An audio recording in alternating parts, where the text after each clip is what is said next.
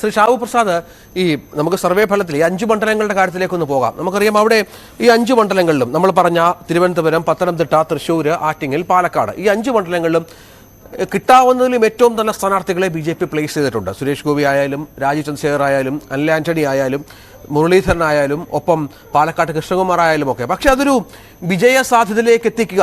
കാരണം നമുക്കറിയാം 2024 നരേന്ദ്രമോദി അധികാരത്തിൽ വരുമെന്ന വലിയ ആത്മവിശ്വാസത്തിൽ തന്നെയാണ് ബി.ജെ.പിയുടെ പ്രവർത്തനം.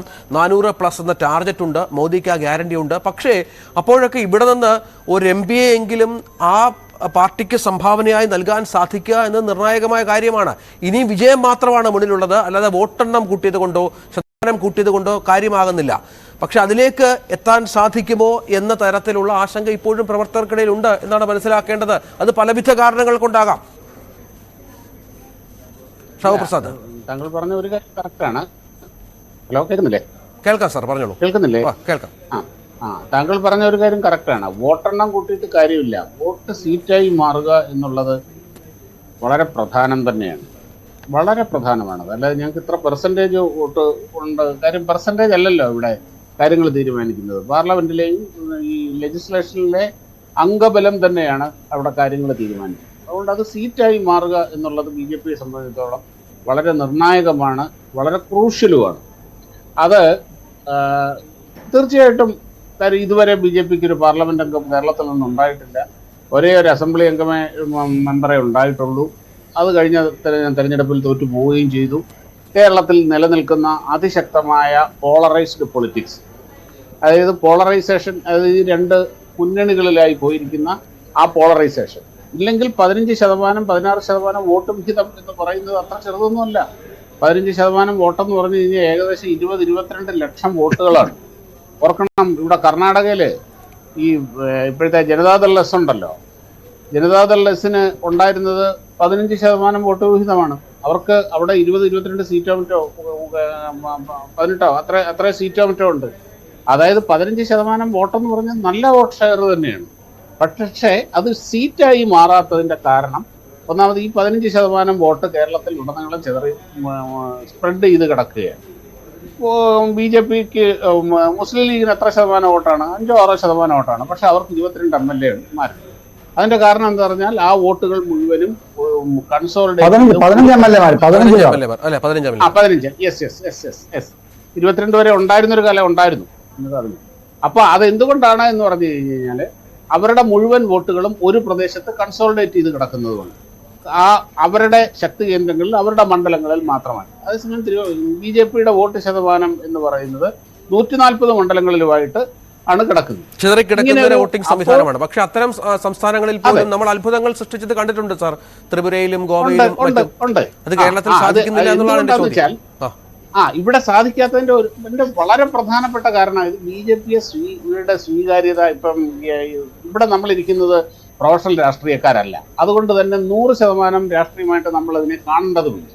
എല്ലാവർക്കും നമുക്കൊന്ന് അനലൈസ് ചെയ്താൽ മനസ്സിലാവുന്ന കാര്യമാണ്. അതായത് സഖ്യന് പുറത്തേക്ക് ബി.ജെ.പിയെ കാലു തൊടിക്കില്ല, ചാണകത്തിൽ ചവിട്ടില്ല, കേരളം മഹത്തരം, ഇതൊന്നും അല്ല ഇതിന്റെ കാരണം. ഇതിന്റെ കാരണം എന്ന് പറയുന്നത് ഈ 2 മുന്നണികളിലായിട്ട് വിഭജിച്ച് നിൽക്കുന്ന അതിശക്തമായ പോളറൈസ്ഡ് ആയിട്ടുള്ള ഈ അവസ്ഥയാണ് അതിന്റെ കാരണം എന്ന് പറയുന്നത്. ഇങ്ങനെ ഒരു അവസ്ഥ ഇന്ത്യയിൽ വേറൊരു സംസ്ഥാനത്തും ഇതിനെ പൊളിക്കുക. അതുകൊണ്ടാണ് ബി.ജെ.പിക്ക് ഇത് ഒരു ഹാർഡ് നട്ട് ടു ക്രാക്ക് ആയി മാറുന്നത്. പക്ഷെ ഇത്തവണ എങ്ങനെയാണെന്ന് വെച്ചാൽ, ഇപ്പോൾ 2019 ഇലക്ഷനുമായിട്ട് നമ്മൾ കമ്പയർ ചെയ്താൽ 2019 തെരഞ്ഞെടുപ്പ് എന്ന് പറഞ്ഞു കഴിഞ്ഞാൽ 2004 തെരഞ്ഞെടുപ്പിന്റെ ആ ഒരു ഇലക്ഷന്റെ ഒരു ഭീതി, ഒരു ആശങ്ക പൊതുവെ ഉണ്ടായിരുന്നു, ഞാൻ അടക്കമുള്ളവർക്കുണ്ട്. കാര്യം 2004 അതുപോലെ ആത്മവിശ്വാസത്തോടുകൂടി എല്ലാ സർവേ ഫലവും പ്രവചിച്ചിട്ടും അന്ന് സംഭവിച്ചത് അതുപോലെ സംഭവിച്ചേക്കുമോ എന്ന ഒരു ധാരണ ഉണ്ടായി. പക്ഷെ പിന്നെ മറ്റൊന്ന് GST ഇംപ്ലിമെന്റ് ചെയ്തിട്ട് ഒരു കഷ്ടിച്ച് 1.5-2 വർഷമേ ആയിട്ടുണ്ട്. ആ GST സംവിധാനം മെച്വേർഡായി വരുന്നതേ ഉള്ളൂ. അതിൻ്റെതായ ടീത്തിങ് ഇഷ്യൂസ് ഉണ്ടായിരുന്നു തുടക്കത്തിലുള്ളത്. അതേപോലെ നോട്ട് നിരോധനത്തിൻ്റെ ആഫ്റ്റർ എഫക്ട്സ്, കാര്യം ആ സമയത്ത് അവിടെ ഉണ്ടായിരുന്നു. ഇങ്ങനെ ഒരുപാട് എടുത്തു കാണിക്കാൻ ഇപ്പം നമ്മളിപ്പോൾ റെയിൽവേ വികസനം, ഹൈവേ വികസനം, അങ്ങനെ ഒരുപാട് കാര്യങ്ങൾ ഇപ്പോഴുണ്ട്. അന്ന് ആ രീതിയിൽ അന്ന് അതിൻ്റെയൊക്കെ അടിത്തറ പാകുന്നതേ ഉള്ളൂ. അതുപോലെ എടുത്ത് റിസൾട്ടായിട്ട് കാണിക്കാൻ അധികമൊന്നുമില്ലായിരുന്നു. ആകെ ഉള്ളതെന്ന് പറഞ്ഞു കഴിഞ്ഞാൽ പറയുന്നത് നരേന്ദ്രമോദിയാണ്. ആ നരേന്ദ്രമോദി കഴിവ് തെളിയിച്ച നല്ല മികച്ച ട്രാക്ക് റെക്കോർഡുള്ള ഒരു പൊളിറ്റീഷ്യനാണ്.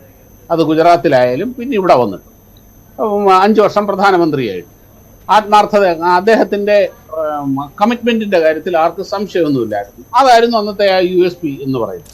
എന്നാൽ ഈ 2004 വരുമ്പോൾ ഈ പറഞ്ഞ പോലെ ഈ സർക്കാരിനെ എടുത്തു കാണിക്കാൻ വേണ്ടി ഇപ്പം ഇവിടെ ഇരിക്കുന്ന ജയചന്ദ്ര സാറും ശ്രീകുമാർ സാറും ഒക്കെ അംഗീകരിക്കുമോ ഇല്ലയോ എന്നുള്ളത് എനിക്കറിയില്ല. ഒരു പക്ഷേ സ്വകാര്യ സംഭാഷണത്തിൽ പറയുന്ന പല കാര്യങ്ങളും ഇതുപോലെ പബ്ലിക് പ്ലാറ്റ്ഫോമിൽ പറയാൻ പറ്റില്ല, അതെനിക്ക് മനസ്സിലാകും. പക്ഷേ എടുത്തു കാണിക്കാൻ പറ്റിയ നല്ല സോളിഡ് റിസൾട്ടുകൾ ഇവിടെയുണ്ട്. അതിൻ്റെ പുറത്താണ് മോദിയുടെ ഗ്യാരണ്ടി എന്നുള്ളത് ഒരു വലിയ മുദ്രാവാക്യമായി, ഒരു വലിയ തെരഞ്ഞെടുപ്പ് പ്രചരണായുധമായി BJP മാറ്റിയിരിക്കുന്നത്. അത്രത്തോളം ആത്മവിശ്വാസം അതിലുള്ളത് കൊണ്ടാണ്. മോദി ബ്രാൻഡ് എന്നുള്ളത് ഈ തെരഞ്ഞെടുപ്പിലെ വലിയ ഒരു യാഥാർത്ഥ്യമാണ്. അതുകൊണ്ട് പക്ഷേ കേരളത്തിൽ ഇപ്പോൾ CAA ബന്ധപ്പെട്ട പ്രക്ഷോഭം നടക്കുന്ന അതിന്റെ സംസ്ഥാനം കേരളമാണ്. നമുക്കറിയാം അത് ഏത് തരത്തിൽ തെരഞ്ഞെടുപ്പിനെ ബാധിക്കുമെന്നത് കാത്തിരുന്ന് കാണണം. അത് വലിയ പോളറൈസേഷനിലേക്ക് രണ്ടാം ഘട്ടത്തിൽ ചർച്ച ചെയ്യാമെന്ന് വിചാരിക്കുന്നു. സാറിലേക്ക് വരാം. ഒന്ന് ദയവായി തുടരുക. ശ്രീകുമാർ.